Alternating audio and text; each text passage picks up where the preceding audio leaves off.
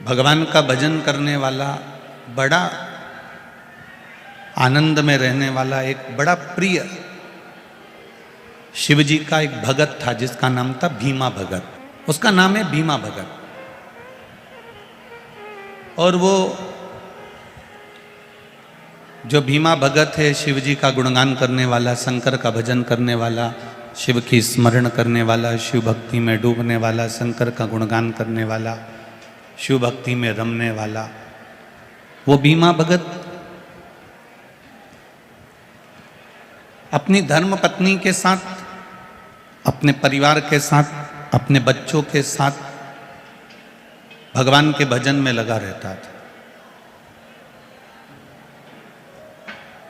नगर में जो काम उसको मिल जाता, जो कार्य उसको मिलता, कोई किसी के यहाँ पर अगर बोझा ढोना है तो लोग कह देते भीमा को बुला लो, भीमा भगत को बुला लो।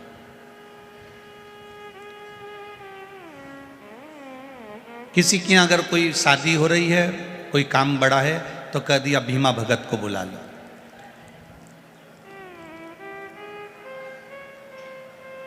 उस भीमा भगत को लोग बार बार बुलाते थे कि हमारे यहाँ शादी है, हमारे यहाँ बुला हुआ है, हमारे यहाँ ये काम है, हमारे यहाँ वो काम है। ये काम कर देता था, थोड़ा सा कुछ मिल जाता था तो घर का गुजारा हो जाता। ये कथा नहीं है, यह हमारे जीवन का एक चरित्र है। इसको बड़े ध्यान से सुनना। बहुत दूर दूर से आप लोग आए हो, बहुत मन लगाकर कथा सुनना।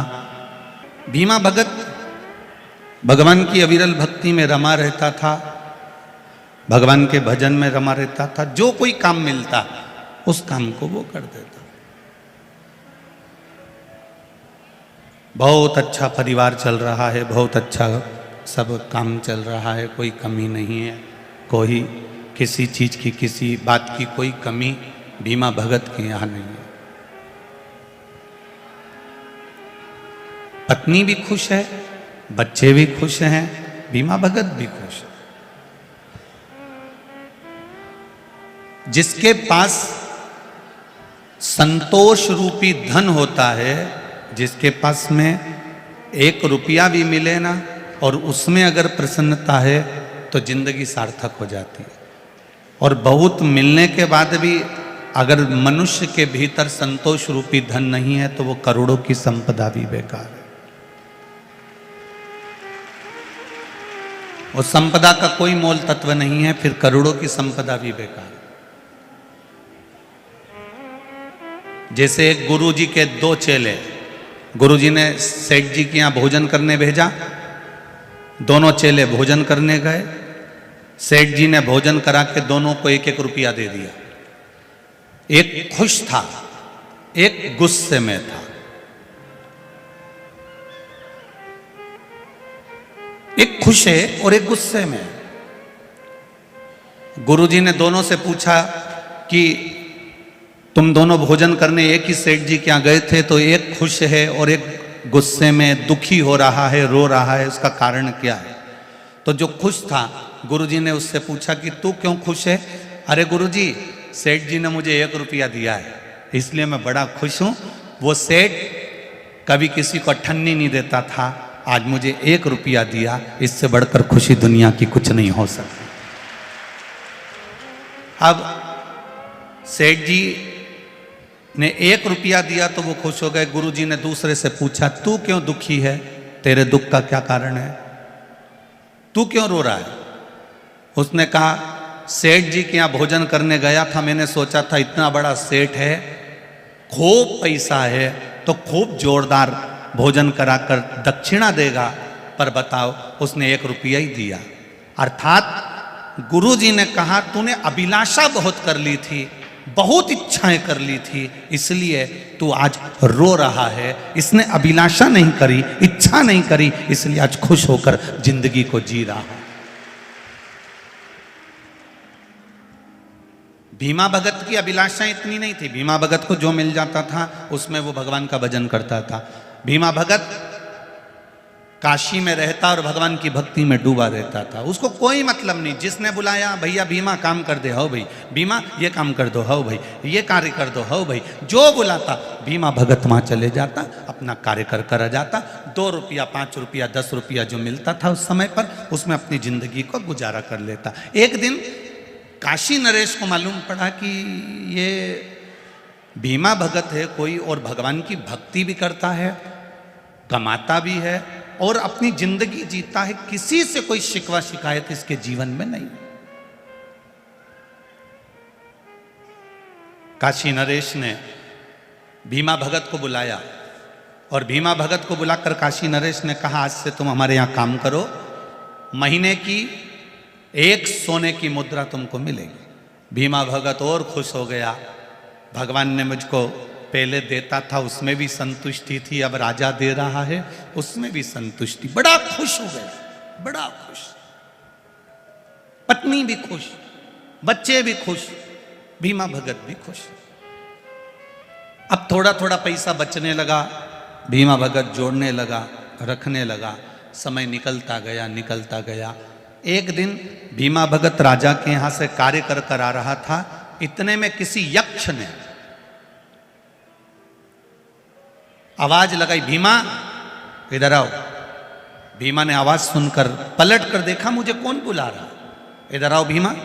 भीमा दौड़ कर आया, कौन हो तुम? मैं यक्ष हूं, मेरे पास में 5 घड़े सोने के असरफियों से भरे हुए रखे हैं, मैं तुम्हारी भक्ति को देखकर वो 5 घड़े तुमको देना चाहता हूं। भीमा भगत ने मन में सोचा कि क्या करूंगा लेकर, मेरे को सोने की एक असरफी मिल तो रही है, करना क्या है मुझको। उस परमात्मा ने पेट अगर हमको दिया है तो उसको भरने की जवाबदारी भी उस परमात्मा ने अपने पास रखी है कि मैंने पेट दिया है तो भरूंगा भी मैं, तुझे भूखा नहीं मरने दूंगा। पेट मैंने दिया है, भर दूंगा। पेट भरने की जवाबदारी भोलेनाथ की है, पर तुम्हारे घर की पेटी भरने की जवाबदारी भोलेनाथ की नहीं है कि तुम्हारे यहां करोड़ों का धन भोलेनाथ जी देंगे या बहुत संपदा देंगे या तुम्हारी पेटी भोलेनाथ जी बना। ना, भोलेनाथ जी कहते मैं पेट भर दूंगा, क्योंकि उसकी जवाबदारी मेरी है, क्योंकि मैंने तुझे जन्म दिया, मैंने तुझे पृथ्वी पर पैदा किया, ये जवाबदारी मेरी है। अब भीमा भगत सोने की असरफियां से भरा हुआ हंडा पाने के लिए भीमा भगत ने तुरंत कह दिया। थोड़ा सा लोभ, थोड़ा सा लालच अंदर जागृत हुआ, और अंदर जब लोभ जागृत हुआ तो भीमा भगत ने सोने की असरफी के हंडे लेने के लिए तैयार हो गया। लाओ दे दो। यक्ष ने कहा तुम घर जाओ, तुम्हारे हंडे घर पर पहुंच जाएंगे। सोने के हंडे घर पर पहुंच गए। भीमा भगत ने खोल कर देखा, 4 सोने के हंडे भरे हुए थे और 5वें नंबर का हंडा थोड़ा सा खाली था। पत्नी ने देखा ये क्या है, भीमा भगत ने सब पत्नी को बता दिया। पत्नी बड़ी खुश हो गई, परिवार बड़ा खुश हो गया, इतना सारा सोना मिल गया, इतने सारे हंडे मिल गए, इतना वैभव मिल गया। भीमा भगत को बड़ा दुख हुआ। यक्ष ने तो कहा था कि 5 हंडे भरे हुए हैं, एक हंडा तो थोड़ा सा खाली है। एक हंडा थोड़ा सा खाली है। पत्नी ने कहा तो क्या हुआ, जो दिया वो कम थोड़ी ना दिया। भीमा भगत को लग गया नहीं, इस हंडे को तो मैं भर दूंगा। राजा के यहां से जो कमाई करके लाता था वो कमाई उसमें डालना प्रारंभ करा, हंडे को भरना प्रारंभ करा। निकलते निकलते 25-30 साल हो गए, पर हंडा नहीं भरा रहा, वो हंडा नहीं भरा। भीमा भगत आजकल अच्छे से सेवा नहीं कर रहा राजमहल में। राजा को सूचना मिली कि ये अच्छे से काम नहीं कर रहा। भीमा भगत से पूछा तुम आजकल काम नहीं कर रहे हो? भीमा भगत ने कहा सरकार, एक असरफी से मेरा क्या होगा, थोड़ी तनख्वाह बढ़ा दीजिए। राजा ने 5 असरफी कर दी। उसके बाद भी भीमा भगत ले जा के डालने लगा, पर वो हंडा नहीं भराया। राजा ने फिर भीमा भगत को देखा कि कारण क्या है आखिर? तो राजा ने, भीमा काम कर रहा था और राजा ने मुख से कह दिया, क्यों भीमा भगत, कहीं यक्ष के 5 अंडे के चक्कर में तो नहीं फंस गए तुम? और वो 5 अंडे वो 5 अंडे यक्ष के जिसके चक्कर में तुम फंसे हो, उसका एक हंडा थोड़ा सा खाली होगा और वो हंडा जिंदगी भर नहीं भराएगा।